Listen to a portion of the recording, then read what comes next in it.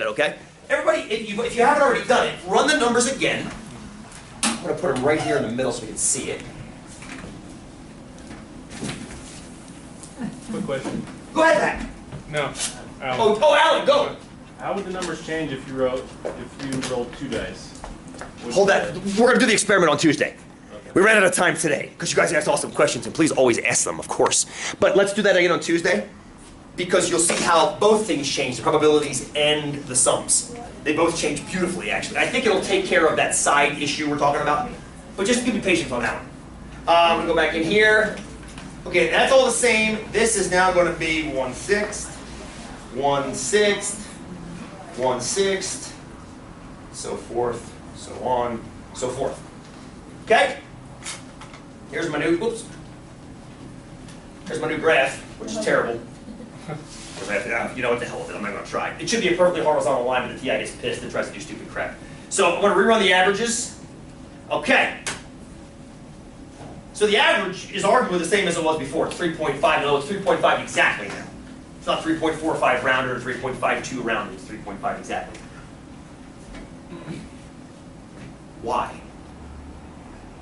Where did that go? Where did that go? Why is it not there?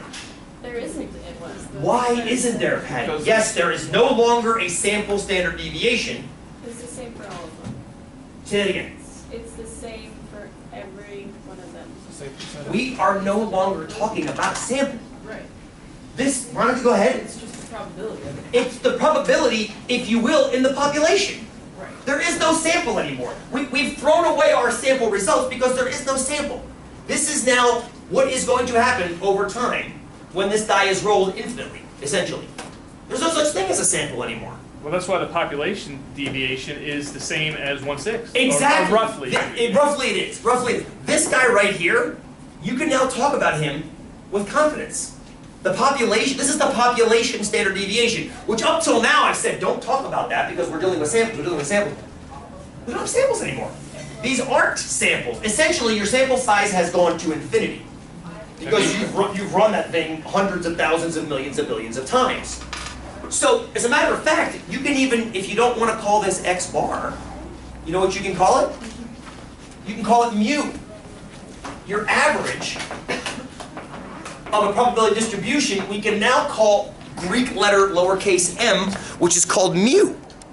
Because it's not a sample either. It's a population. Greek letter mu. You'll see me write this down every once in a while. We'll come back to it on Tuesday. Don't memorize it right now, obviously. Don't memorize it. And the standard deviation, we can call that little sigma. There is no sample. This is the long time, over time, long-term average. No sample. Or, well, thought about it a different way, your sample is so damn big, the margin of error has shrunk down to nothing, which essentially disappears. You can think of it that way, too. So that's the fusion. You guys look exhausted. Get the hell out of here. We'll do more. I think 2 dice will help out. I think 2 dice will help. And I think that'll help with the confusion about the six sides. So return the dice if you don't mind. We'll come back to these and the coins. We'll get to the coins off Tuesday as well.